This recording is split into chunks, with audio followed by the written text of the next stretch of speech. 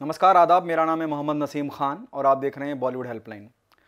आज मैं बात करने वाला हूं कंगना की जो टीम है उसकी बदजुबानी की, बदतमीज़ी की।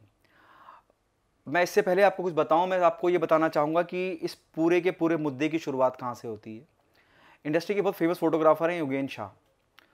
जिस वक्त सुशांत सिंह राजपूत का दुखद निधन हुआ, इस तरह से वो दुनिया को छोड़ के चले गए, उस दौरान उन्होंने कोई वीडियो शूट किया और अपने इंस्टाग्राम पे, सोशल मीडिया के उस पर वो वीडियो डाला और नीचे लिखा कि इसको मेरी इजाज़त के बिना यूज़ ना करा जाए, इस्तेमाल ना करा जाए।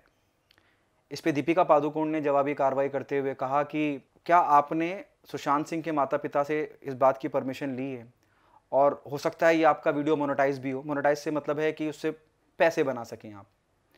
ये बात कही गई और ये एक पूरे इस मुद्दे की शुरुआत यहाँ से होती है। उसके बाद कंगना की टीम ने, यहाँ तो दीपिका का बहुत तहजीब भरा लहजा था। अब ये मसला यहीं दो लोगों के बीच में था और ख़त्म हो गया, लेकिन कंगना की टीम जो है वो इसमें कूद पड़ी और उन्होंने एक ट्वीट किया और ट्वीट में कहा कि दीपिका पादुकोण ने इतनी जल्दी रिएक्ट किया योगेन शाह के उस वीडियो के ऊपर, और बाकी जो पालतू हैं, पालतू में उन्होंने विरल बयानी और मानव मंगलानी का नाम लिया, जो इंडस्ट्री में काफ़ी फेमस हैं और कई सालों से हैं। योगेन शाह भी कई सालों से हैं, विरल बयानी, मानव, ये तीन पापराजी के फोटोग्राफर हैं जो कई सालों से इंडस्ट्री में हैं, इस इंडस्ट्री का हिस्सा हैं। पालतू शब्द का, लफ्ज़ का इस्तेमाल करा गया कंगना की टीम की तरफ से। मैं ऑडियंस से पूछना चाहता हूँ कि यही एक ऐतराज़ दीपिका पादुकोण को भी था किसी बात से। योगेन योगेन की अगर हम बात करें, योगेन शाह की हम बात करें, तो वो मानव और विरल दोनों से उम्र में बहुत बड़े हैं और शायद उन्होंने ज़्यादा साल भी इस इंडस्ट्री को दिए हैं। दीपिका ने अपनी बहुत अहम बात को अपने अल्फाजों के ज़रिए, जो अपने विचारों के ज़रिए इतनी सख्त बात कह दी, उसमें कहीं पे भी आपको बदतमीज़ी नज़र नहीं आई। लेकिन कंगना की टीम ने पालतू कह के विरल को या मानव को क्या साबित किया? मतलब इस तरह की ज़ुबान का इस्तेमाल करना जस्टिफाई है और मुझे लगा कि ये तरीका गलत है। देखिए, ज़ुबान है ना, ज़ुबान की बहुत अहमियत होती है, बहुत इम्पॉर्टेंट होती है ज़ुबान अपनी निजी ज़िंदगी में भी, और भाषा की मर्यादा हमेशा होनी चाहिए। मुझे लगता है कि भाषा की मर्यादा बहुत अहम होती है और वो मर्यादा उन्होंने लांघ दी और उन्होंने उन्हें पालतू कहा। जब मैं पालतू की बात करता हूँ तो पालतू हम कुत्ता बिल्ली को ही बोलते हैं ना। मैं फिर बोल रहा हूँ, दीपिका पादुकोण ने भी वो बात कही, लेकिन उनका बात कहने का, अपनी बात रखने का, अपना तर्क रखने का तरीका तमीज़ के दायरे में था। इतना तमीज़ के दायरे में था कि सामने वाले को वो शर्मिंदा करने के लिए काफ़ी था। लेकिन यहाँ किसी को पालतू बोल देना, ये कितना जस्टिफाई करता है? मैंने मानव से भी बात करने की कोशिश की, मैंने विरल से भी बात करी। विरल ने मुझसे कहा कि नसीम, मैंने जो कहना था मैंने उसका ट्वीट कर दिया। फिर भी मेरी उनसे कुछ बातचीत हुई, जिस बातचीत का मैं थोड़ा सा अंश आपको सुनाना चाहूँगा। विरल, सबसे पहले आपसे जानना चाहूंगा, जिस तरह का एक कोट कंगना की टीम की तरफ से आया है, जहां वो ट्वीट के माध्यम से पालतू और इस तरह के शब्दों का इस्तेमाल करती हैं और कहती हैं कि दीपिका पहले क्यों नहीं जागी। मतलब अब दीपिका ने, योगेन शाह जो साहब हैं, जो पापाराजी में काफी सालों से हैं, उन्होंने एक वीडियो सुशांत का डाला और उस पर उन्होंने रिएक्ट किया कि हो सकता है इट विल गेट मोनेटाइज, आप इससे पैसा बनाते हो। और उसके बाद में कंगना की टीम से एक आना, जहां आपके नाम का भी जिक्र है, पापराजी के और मानव मंगलानी है, उनका भी जिक्र है। इस बारे में आप क्या कहना चाहेंगे? बस वही मेरे को थोड़ा क्लैरिफाई करना था कि फर्स्ट ऑफ ऑल तो इंस्टाग्राम मोनेटाइज नहीं होता है, तो वो टाइम लगेगा। अभी तक एक्सपेरिमेंट फेज में हो रहा है, अभी अमेरिका में चल रहा है वो।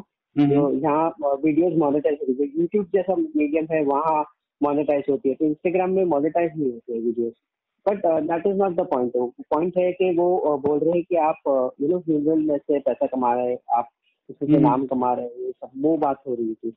So that was my clarification, that I wouldn't do that. It will be too cheap to make money from a funeral. I mean, there are better ways to make money. उन्होंने कहा कि monetise होता ही नहीं है Instagram. मतलब Instagram पे आप पैसे नहीं बना सकते, उसमें कुछ फंडिंग नहीं आ सकती है। सिर्फ क्योंकि किसी मसले में कूदना है और ख़बरों में बने रहना है, उसके लिए किसी को पालतू कह देना कितना जायज़ है, ये मैं कंगना की टीम पे छोड़ता हूँ।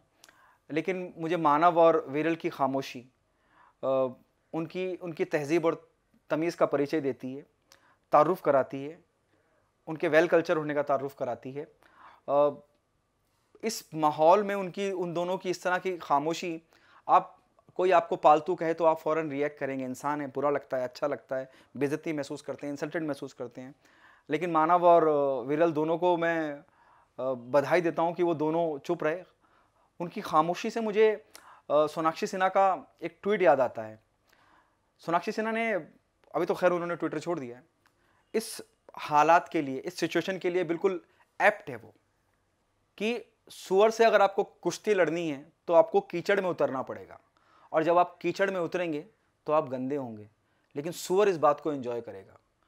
तो मुझे लगता है मानव ने और विरल ने खामोश रह के इस बात की तरफ इशारा कर दिया है, या सीधा सीधा संकेत दे दिया है कि हम किसी सुअर को एंजॉय करने का मौका नहीं देंगे। वो चुप रहे, और ये उनकी तरफ से जवाब है। मुझे लगता है कि हर किसी को भाषा की मर्यादा का बड़ा ख्याल रखना चाहिए। बहुत छोटी सी जगह इंडस्ट्री में, मैं हमारी खुद की भी न्यूज़ एजेंसी है, मेरे बच्चे काम करते हैं, जाते हैं फील्ड पे। मेरी एक फोटोग्राफर है भारती, वो जाती हैं, कम उम्र की बच्ची हैं, 21-22 साल उम्र होगी। एक मेरे फोटोग्राफर है रुपेश, वो भी ज़्यादा उम्र नहीं है, उनकी भी 22-23 साल उम्र होगी। एक दिनेश हैं।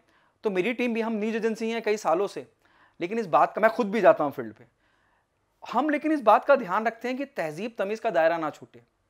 हो जाता है कई बार ना इत्तेफाकियाँ होती हैं, कई बार मिसअंडरस्टैंडिंग भी होती हैं, लेकिन मर्यादा, ज़ुबान की मर्यादा, उसका ध्यान ज़रूर रखते हैं कि हम अपनी ज़ुबान से किसी को तकलीफ़ ना पहुँचाएं। मैं उम्मीद करता हूँ कि आपको ये मेरी स्टोरी पसंद आई होगी। मैं चाहता हूँ कि आप बताएं, क्या पालतू कहना किसी को जस्टिफाई है? जिन्हें इस बात तक का इल्म नहीं है कि ये चीज़ से पैसे बनते हैं, कमाए जाते हैं या नहीं, बस कूद पड़ो भीड़ में, क्योंकि खबरों में रहना है। कमाल है, खबरों में रहने के लिए तो कुछ भी करा जा सकता है।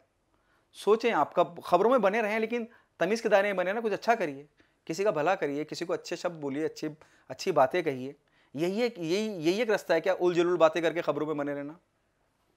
आई डोंट नो क्यों ऐसा करते हैं लोग। अलविदा।